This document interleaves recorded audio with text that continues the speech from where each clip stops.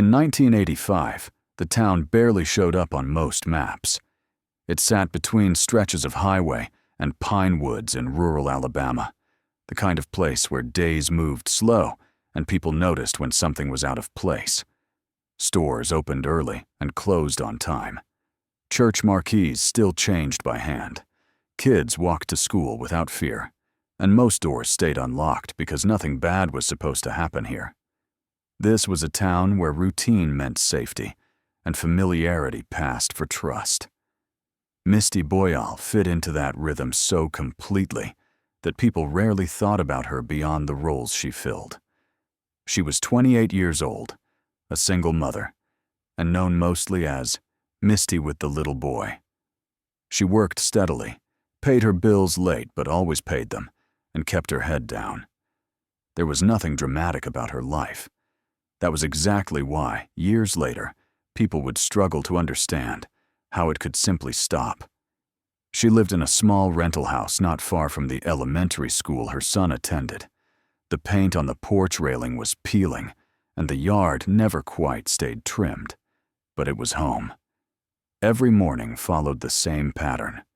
She woke up early, got her son dressed, packed a lunch, and walked him or drove him to school depending on the weather. Teachers recognized her car. Other parents recognized her tired smile. She was polite, quiet, and usually in a hurry. Being a single mother in a small southern town in the mid-1980s came with a quiet weight.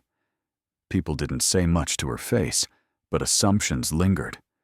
Money was tight. The child's father wasn't in the picture. She didn't go out much, didn't drink much, didn't draw attention. She went to work, went to church when she could, and spent most evenings at home. That ordinariness made her feel safe. It made others believe she was safe, too.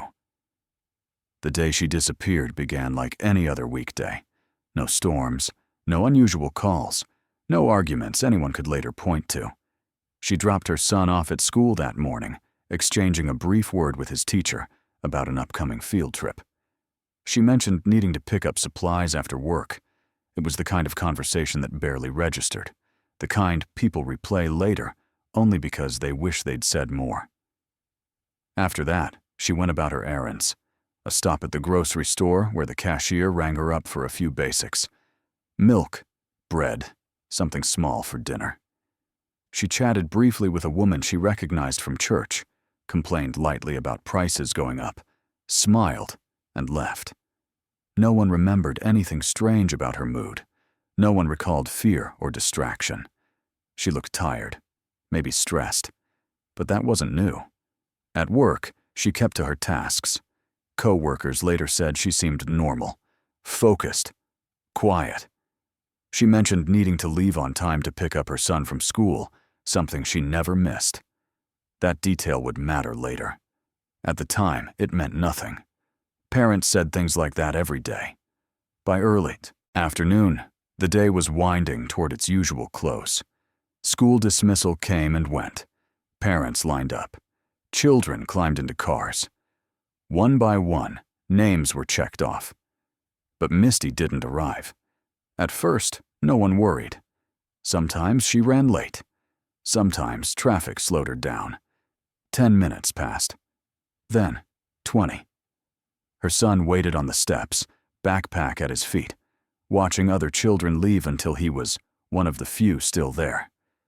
The teacher made a call to the house. No answer. Another to her workplace. She had already left. That was when concern shifted. Subtle, but real. Misty had never failed to pick him up before. Not once. A neighbor was contacted and eventually came to collect the child, assuming there must have been some misunderstanding. By evening, the worry had spread. Calls went unanswered. Her car wasn't in the driveway. The groceries she'd bought earlier were still missing. The house was quiet, lights off, nothing obviously wrong. There were no signs of a struggle, no broken glass, no note. People told themselves small, comforting explanations. Maybe she'd had car trouble. Maybe she'd gone to see someone and lost track of time. Maybe she'd decided to leave town for a day or two and forgot to tell anyone. Each theory bought the town a little more peace, a little more time before admitting what no one wanted to say out loud. As night fell, that peace didn't last. Misty didn't come home. She didn't call.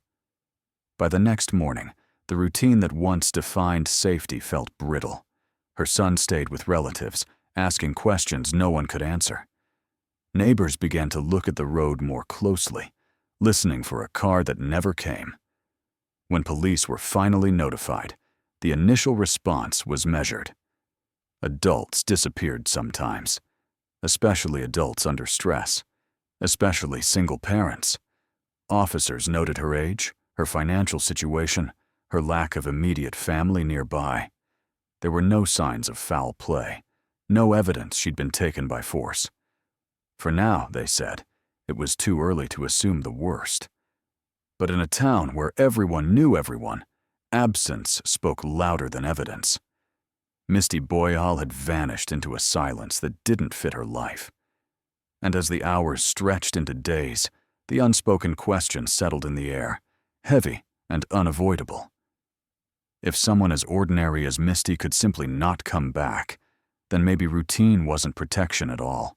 Maybe familiarity wasn't safety. And maybe the town was about to learn that the most unsettling mysteries don't announce themselves loudly. They begin quietly, with one missed pickup, one unanswered phone, and the slow realization that something normal has gone terribly wrong. The first 72 hours after Misti Boyal vanished unfolded slowly, almost deceptively so, as if the town itself was resisting the idea that anything truly wrong had happened. When the police report was finally taken, it was handled the way many disappearances were handled in 1985. Calm, voices, measured notes, a quiet assumption that adults, especially adults under pressure, sometimes chose to leave. Officers went to her house first. The door was locked, windows intact, nothing disturbed. Inside, everything sat exactly where it should have been. Dishes in the sink from the night before. Laundry folded, but not put away. Her son's school papers stacked neatly on the table. There was no sign of a hurried exit, no indication of violence. It looked like a home waiting for its owner to return. The absence of chaos worked against her. Investigators were trained to look for disorder, for scenes that screamed danger. Misty's house whispered normalcy. That whisper shaped the early narrative more than anyone realized. Her car was found later that day, parked normally near a small commercial strip not far from her workplace. The doors were locked. No damage, no blood, no broken glass. It wasn't abandoned in a panic or hidden in a remote area. It sat where someone would leave a car if they expected to come back. That detail should have unsettled people. Instead, it reassured them. Inside the car, officers found nothing alarming. No notes. No personal items scattered on the seats. What was missing drew less attention than what remained. Her purse wasn't there. Neither were her keys. At first, that supported the idea that she had left intentionally. People took purses when they went places. Keys meant mobility. It all seemed to fit. But as hours turned into a full day, the small inconsistencies began to stack up. Her checkbook was still at home. So was her driver's license. Her clothes were untouched. No suitcase missing. No overnight bag gone. She hadn't withdrawn cash. Bank records showed no unusual activity. If she'd planned to leave, she'd done so without preparing for tomorrow or the day after that. Police canvassed the area methodically. Neighbors were interviewed. Co-workers questioned. Friends, such as they were asked about her state of mind. The answers didn't line up cleanly. Some said she'd seemed stressed, worried about money, tired. Others said she'd talked about the future, about her son's school year, about saving for something better. No one remembered her saying goodbye. No one recalled her hinting at escape. The question of motive hovered quietly over every conversation. Why would she leave? And just as importantly, why wouldn't she? Being a single mother shaped the way people interpreted her absence. Officers noted the financial strain, the lack of a partner, the responsibilities that might feel overwhelming. It was a familiar story to them, one they'd seen before. Sometimes people walked away. Sometimes they needed space. Sometimes they came back. But those theories didn't sit well with the people who knew her best. Teachers spoke about her consistency. Relatives talked about how tightly her life revolved around her son. Neighbors mentioned how rarely she did anything for herself. She didn't disappear on weekends. She didn't vanish for days. She didn't leave her child behind without explanation. Still, procedure moved forward cautiously. A missing persons bulletin was circulated locally. Patrols were asked to be alert. There was no immediate call for a large-scale search, no helicopters, no roadblocks. The lack of urgency wasn't cruelty, it was protocol. And protocol, in cases like this, often lost precious time. Rumors filled that space quickly. In small towns, silence never lasts. Someone mentioned a man she'd been seeing. Someone else said they'd heard she was unhappy. A coworker wondered aloud if she'd run off to start over. Each rumor spread just far enough to confuse the picture without clarifying it. By the second day, concern hardened into something heavier. Her son began asking when his mother was coming back. No one knew how to answer. Family members pressed police for more action, for something concrete, something that acknowledged the fear growing inside them. Officers returned to the car. They retraced possible routes she might have taken. They checked nearby hospitals, jails, and shelters. Her name didn't appear anywhere. No one matching her description had been admitted or detained. It was as if she had stepped out of the visible world. The absence of witnesses troubled investigators more than they admitted. No one had seen her leave the car. No one remembered speaking to her after work. No one noticed anything unusual in a place where people noticed everything. It suggested either remarkable bad luck or something more deliberate. By the third day, the voluntary disappearance theory began to strain. Patterns mattered in investigations, and Misti's patterns pointed in one direction. She was dependable, predictable, anchored. The fact that she hadn't contacted her son, not even once, gnawed at the officers who had children of their own. Search efforts widened. Nearby wooded areas were checked. Roads were driven slowly. Ditches scanned. Still nothing. No discarded clothing. No personal effects. No signs of an accident. The landscape offered no answers, only more silence. Behind closed doors, some investigators began to voice what they wouldn't say publicly yet. This didn't look like someone walking away. It didn't look like a breakdown or a spontaneous escape. It looked incomplete, like the ending of a story torn away. The first 72 hours closed with more questions than facts. Misti Boyal was still missing. Her life remained frozen exactly where she had left it. The town's early confidence had given way to unease, and that unease was settling into something colder. If she hadn't left on her own, then someone else had shaped her disappearance. And if that were true, then the danger hadn't passed when she vanished. It had simply gone quiet, waiting, as the case drifted from urgency into uncertainty, and the people who thought they knew everything about their town began to realize how little they truly understood. As the days stretched into weeks, the town adjusted to Misti Boyal's absence in the way small towns often do. Not by accepting it, but by filling the silence with stories. When answers didn't come from the police, they came from front porches, grocery aisles, and quiet conversations held just out of earshot. Everyone had a theory. Having one made the fear easier to manage. The first theory surfaced almost immediately. A former boyfriend. He had a temper, people said. They'd argued before. Someone claimed they'd heard raised voices months earlier. The story grew sharper with each retelling.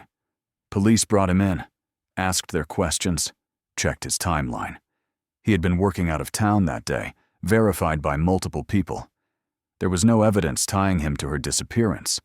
The theory dissolved, but it didn't disappear. It lingered, half-believed, whispered, long after it had been ruled out. Another rumor followed closely behind. A married man. Someone Misty might have been seeing quietly. In a town like this, the idea carried weight. It explained secrecy. It explained shame. It gave people a reason to believe she'd chosen to vanish. Investigators tracked down the name that kept surfacing. They found nothing solid. No proof of a relationship, no calls, no letters, no witness who could say they'd seen them together. The man denied it, and there was nothing to contradict him. Then there was the stranger theory. A construction crew passing through town. Men no one recognized, working odd hours, sleeping elsewhere. It fit the narrative people wanted. An outsider. Someone who could come and go without being noticed. Police questioned workers, checked vehicles, followed what little paper trail existed. Again, nothing. No sightings, no connections. No reason to believe Misty had even crossed paths with them. Each theory felt plausible at first. Each collapsed when held up to scrutiny. And with every collapse, frustration grew. Not just among investigators, but among residents who needed an explanation that made sense. Without one, they were left with uncertainty, and uncertainty was harder to live with than suspicion. Police interviews continued, but the tone subtly shifted. Early empathy gave way to skepticism. Officers asked about her finances again, about her personal life, about habits that might suggest she wanted out. The same questions, repeated, framed slightly differently each time. It wasn't malicious, it was human nature. When evidence doesn't point outward, it starts pointing inward. Statements taken in the early days were reviewed and set aside. Some details didn't seem important at the time. A neighbor who thought they'd heard a car late that afternoon but couldn't be sure. A co-worker who mentioned seeing her talk to someone in the parking lot but didn't recognize them. Notes scribbled in margins, never elevated, never followed up. Time worked against clarity. Memories softened. Stories changed. People second-guessed themselves. What they were sure of on day 3 became uncertain by week 3. Police accepted alibis that would later feel too convenient. Schedules were checked loosely. Movements accounted for broadly, not precisely. No one believed they were making mistakes. They believed they were being reasonable. As weeks turned into months, the town's sympathy began to erode. It didn't vanish all at once. It thinned. Conversations shifted from concern to judgment. People started asking what kind of woman left her child behind. They asked what she might have been running from. They asked questions that assumed answers. Misty's reputation changed quietly, without her there to defend it. She became less of a mother and more of a mystery, less of a person and more of a problem to solve. The idea that she might have chosen this began to settle into the collective mind, not because it was supported by evidence, but because it was easier than believing something worse had happened close to home. Police files grew thicker, but no clearer. Leads were logged, then closed. Tips came in and went nowhere. The case didn't stop moving, but it stopped advancing. Each step felt like walking in place. There were moments when investigators sensed they were missing something, a discomfort they couldn't quite name, patterns that didn't align perfectly. Misty's life didn't point toward disappearance. It pointed toward routine, toward obligation, toward return. The longer she stayed gone, the louder that contradiction became. But pressure mounted to show progress, to calm the community, to offer explanations, even tentative ones. And so attention drifted toward the people closest to her, not because evidence demanded it, but because proximity made suspicion feel productive. Family members felt that shift keenly. Questions grew sharper, the implication heavier. Grief was compounded by defensiveness. They replayed memories, searching for signs they might have missed. They worried that by not knowing enough, they somehow shared blame. Through it all, one small detail sat quietly in the case file. Not dramatic, not sensational, just a line in an early statement that never fit perfectly. It wasn't wrong enough to demand attention, and not clear enough to raise alarms. It waited while louder theories came and went, while reputations shifted, while time did its work. As the investigation settled into a holding pattern, the town settled into its own uneasy version of closure. People stopped expecting answers. They learned to live with the unanswered question of what happened to Misti Boyal. But the question never truly went away. It stayed in the empty house that someone else eventually rented, in the child who grew up without his mother, in the quiet knowledge that if the truth hadn't surfaced by now, it might never surface at all. And yet, buried beneath the noise of rumor and assumption, the case still held a pulse. Because sometimes the most important clue isn't the one that shouts, it's the one that waits, overlooked, until someone finally decides to listen. By the early 1990s, the disappearance of Misti Boyal had been given a quiet label that carried more weight than it sounded. Cold case. The words didn't mean the investigation was solved. They meant it had stalled long enough to be placed gently on a shelf. The file was boxed, the evidence logged, the active pursuit replaced by periodic reviews that rarely led anywhere new. For the department, it was a practical decision. For the town, it felt like something unfinished, being pushed out of sight. Life moved forward in visible ways. New families moved in. Old businesses closed. Children who once waited for their parents outside the elementary school grew taller, then older, then left town altogether. But Misti's name didn't fade the way others did. It surfaced unexpectedly, usually when no one asked for it to. At cookouts, at reunions, in quiet conversations that stopped when someone else walked into the room. Sightings began to come in, slow at first, then steady enough to feel almost cruel. A woman who looked like her at a truck stop near Birmingham, someone matching her description in a small town in Mississippi, a waitress who swore she'd served her coffee years later and only realized it afterward. Each report carried the same fragile hope. Each collapsed under scrutiny. Investigators followed the tips because they had to. They compared photographs. They checked names. They asked questions that reopened wounds for people who had already learned to live with uncertainty. Every time, the result was the same. Close, but not close enough. Familiar, but wrong. Misti remained missing. Time changed the way people remembered her. Details sharpened or softened, depending on who was doing the remembering. Some witnesses became more certain of things they'd once been unsure about. Others pulled back, admitting they might have been mistaken all along. A neighbor who once claimed to hear a car late that afternoon later said it could have been any night. A coworker who remembered a conversation began to question whether it had happened at all. Memory was not a fixed record. It shifted with guilt, with fear, with the desire to be helpful or absolved. Investigators reviewing the case years later found statements that contradicted each other in ways they hadn't before. Timelines no longer aligned. Certainty eroded.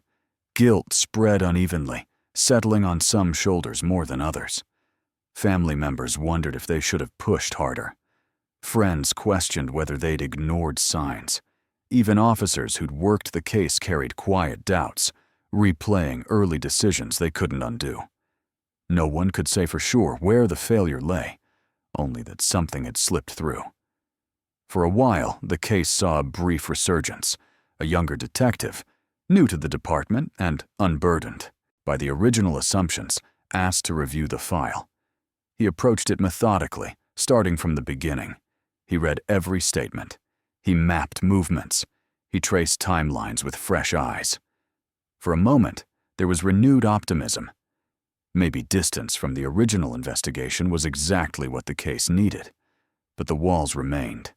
Evidence was thin. Witnesses were older. Some had moved away. Others had died. Physical proof that might have existed in 1985 was long gone or never collected. The detective ran into the same obstacles his predecessors had faced, just framed differently by time. What unsettled him wasn't what was missing. It was what felt deliberately vague. Statements that skirted details, alibis that were technically sound, but oddly imprecise. People who remembered conversations clearly, but couldn't recall where they were when they mattered most. It created a sense not of confusion, but of avoidance. The detective began to suspect that the truth hadn't disappeared. It had been absorbed, folded into the routines of people who had learned how to live with it. Silence, in this case, didn't feel like ignorance. It felt practiced. Still, without new evidence, the investigation stalled again. The file returned to storage, heavier now with the weight of unasked questions. Officially, nothing had changed. Unofficially, the unease had deepened. Meanwhile, Misty's son grew up. He carried his mother with him in fragments, in photographs, in stories that repeated the same limited details, in the absence that shaped his life more than her presence ever could. He learned early not to expect answers. Hope, for him, became something quieter, less about reunion, more about understanding. The town learned to live with its own version of the story. Some believed she had left and never looked back. Others believed she'd met with violence, but not from anyone they knew. A few believed the truth was closer than anyone wanted to admit. Those were the ones who lowered their voices when her name came up. Years passed. Decades, almost. And yet, the case refused to settle completely. It surfaced in anniversaries, in cold case segments on local news, in conversations sparked by other disappearances. Each time, it reminded people that resolution had never come. What lingered most was the sense that something had been missed, not because it was hidden well, but because it had been too familiar, too ordinary, too close to home to suspect. The longer the case remained unsolved, the more that possibility took hold. By the time the file was reviewed again years later, the landscape had changed. Not just physically, but psychologically. People were more willing to talk about things they once avoided. Or perhaps they were more willing to admit they had avoided them in the first place. The truth, it seemed, might not be buried in some distant place or locked away in a forgotten record. It might be sitting exactly where it had always been, protected not by darkness, but by the collective decision not to look too closely. And as the town continued to live around the absence of Misti Boyal, one uncomfortable realization began to surface. Cold cases don't always stay cold because they lack answers. Sometimes they stay cold because the answers are known, quietly understood, and deliberately left untouched. Decades after Misti Boyal vanished, the case returned to a desk, not because of a new tip or a breakthrough, but because someone finally decided to read the file without the weight of old conclusions. The pages were yellowed, the staples rusted, the language dated. It was all there. Every interview, every assumption, every moment where the investigation had chosen a path and never looked back. What stood out wasn't a dramatic revelation. It was a line that had always been there, a statement given early, logged quickly, and accepted without challenge. It came from someone close enough to Misti to know her routine, close enough to be trusted, and distant enough from suspicion to be overlooked. The statement described a brief interaction on the day she disappeared, framed as ordinary, forgettable. At the time, it had fit the narrative officers were building. Years later, it didn't. The discrepancy was subtle, A matter of timing. Minutes, not hours. But when the reviewer laid out the verified movements of that day, minute by minute, the statement began to strain. Work schedules were confirmed. School dismissal times were fixed. Travel distances were mapped with geographic reality, not memory. The day took shape in a way it never had before. According to the statement, the interaction happened at a time when Misti should have been elsewhere. Not theoretically, logistically. The route didn't work. The window was too narrow. To accept the statement as true required bending time in a way the rest of the evidence refused to do. At first, the reviewer assumed error. Memory fades. People confuse days. They misremember clocks. But the more he examined it, the more deliberate the phrasing felt. The statement wasn't vague. It was specific where specificity mattered, and hazy where it might invite scrutiny. It anchored itself just firmly enough to sound credible, while leaving enough space to escape contradiction. In 1985, that kind of statement would have raised little concern. Investigators were looking outward. Strangers, boyfriends, outsiders. Someone close was considered safe by default. Familiarity was a shield, not a risk factor. That bias shaped everything that followed. Reconstructing the day meant stripping away those assumptions. It meant asking who had access, not just who had motive. Who knew her schedule? Who knew where she would be and when? Who could approach her without raising alarm? Those questions narrowed the field quickly, uncomfortably. The reviewer noticed something else.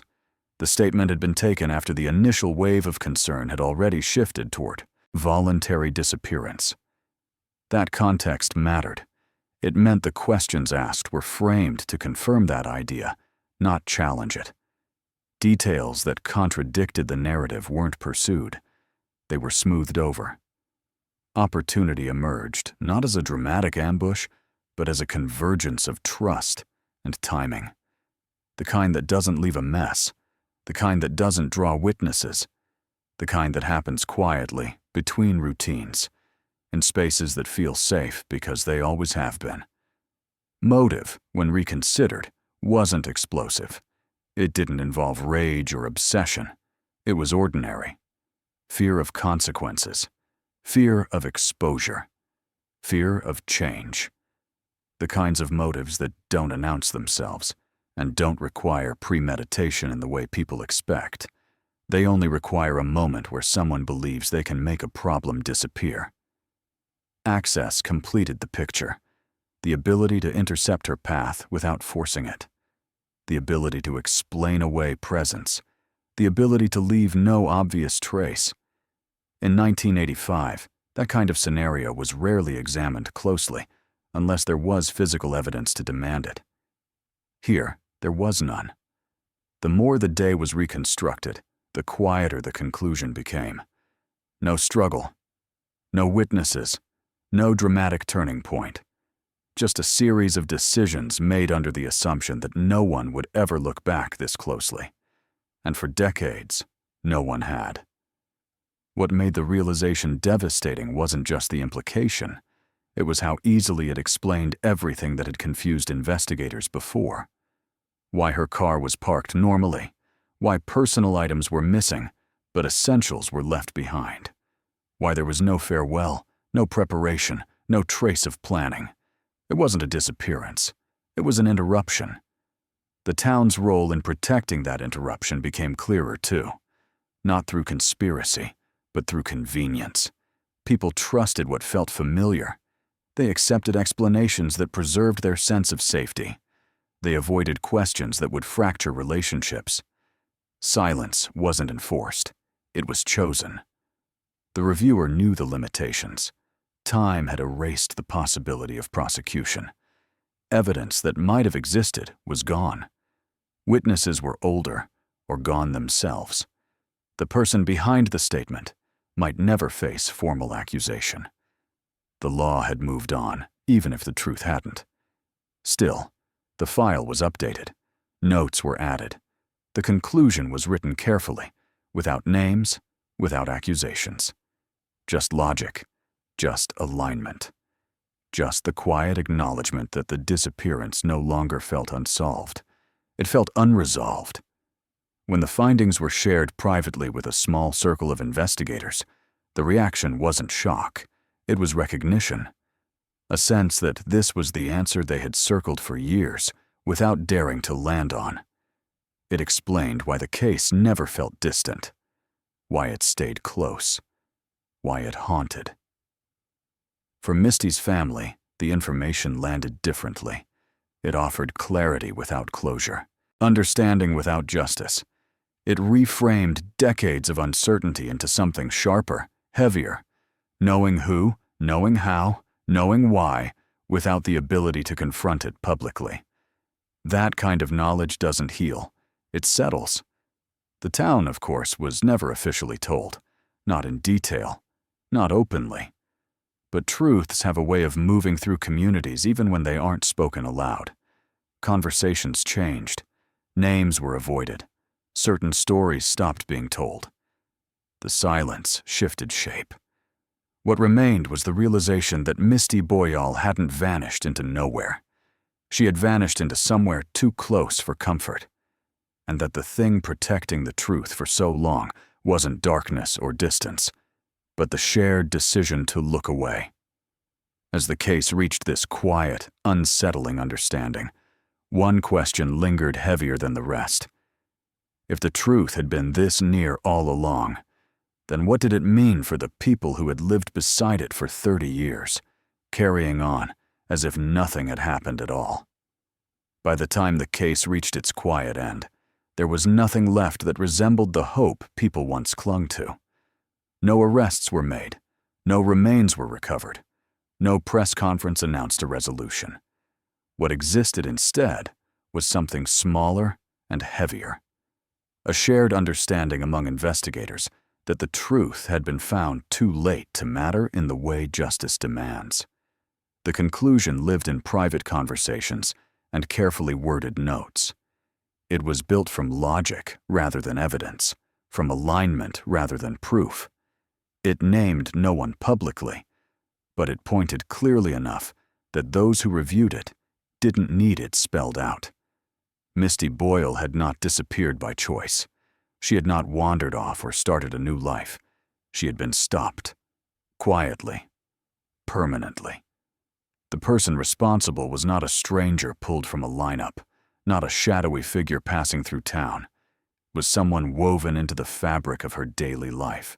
Someone who understood her routines, someone who could approach her without raising suspicion, speak to her without witnesses taking notice, and account for their own movements with confidence, because no one thought to question them closely.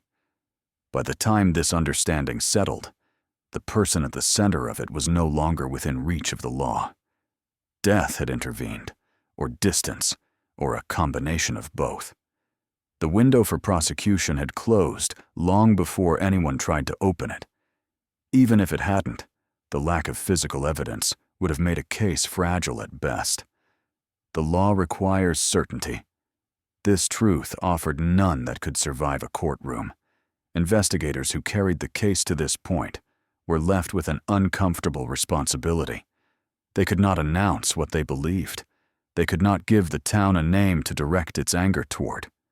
All they could do was close the file with language that hinted rather than declared. Unresolved, but no longer unexplained.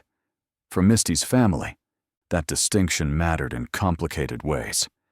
Knowing what likely happened did not bring peace. It rearranged grief into something sharper. Anger replaced uncertainty, but with nowhere to go. There would be no confrontation, no acknowledgement, no moment where the world recognized what had been taken from them. Her son, now grown, carried that knowledge differently. He had lived most of his life without answers, and now he had something that almost felt worse. He knew his mother hadn't chosen to leave him. He knew she hadn't forgotten him. But he also knew that the truth would never be spoken aloud in a way that demanded accountability. The past would remain intact, untouched by consequences. The town adjusted the only way it knew how. It didn't hold vigils or demand explanations. It absorbed the truth into its collective memory and let it change the shape of conversations. Certain names stopped being mentioned. Certain stories lost their humor.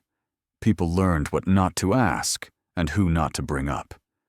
Misty's house had long since changed occupants. Her car had been sold, then sold again. Physical traces of her life disappeared one by one, but her absence never did. It lingered in subtle ways, in the way people locked their doors a little more often, in the way parents lingered at school pickup, in the way trust became conditional, even among familiar faces. There was no moment when the town collectively acknowledged its role, no apology issued for the assumptions that delayed the investigation, no reckoning with how easily sympathy turned into judgment. Those realizations remained private, carried by individuals who wondered, quietly, if things might have been different had the questions been harder, earlier. What haunted the town most wasn't the crime itself. It was how ordinary it seemed in retrospect. There were no warning signs that felt obvious at the time, no dramatic shifts in behavior, no scenes of violence that demanded attention. Everything unfolded within the boundaries of normal life, protected by routine and trust. Misti Boyal became a name spoken carefully, often in the past tense, but never without weight. She was remembered not just for how she disappeared, but for what her disappearance revealed. That safety is often assumed, not guaranteed. That familiarity can blind as easily as it can comfort. That silence can be an accomplice without ever intending to be. 30 years later, people still lower their voices when they talk about her, not out of fear of being overheard, but out of respect for something unresolved. Her story resists neat endings because it doesn't have one. It ends where many real stories do, with understanding arriving too late and justice never quite catching up. The investigators who last handled her case did what they could within the limits of time and law. They preserved the truth as best they could, knowing it might never be acted upon. They closed the file knowing closure was the one thing they couldn't provide. And so Misti remains where she has always been, not found, not forgotten. Present in the quiet awareness that something terrible happened here, and that it happened without spectacle, without consequence, and without the comfort of resolution. Her disappearance continues to haunt the town, not because it is unsolved, but because it is understood. Because it reveals how easily ordinary lives can intersect with harm, and how quickly communities can look away when the truth threatens their sense of who they are. Misti Boyal did not vanish into mystery. She vanished into silence. And 30 years later, that silence still speaks louder than any answer ever could.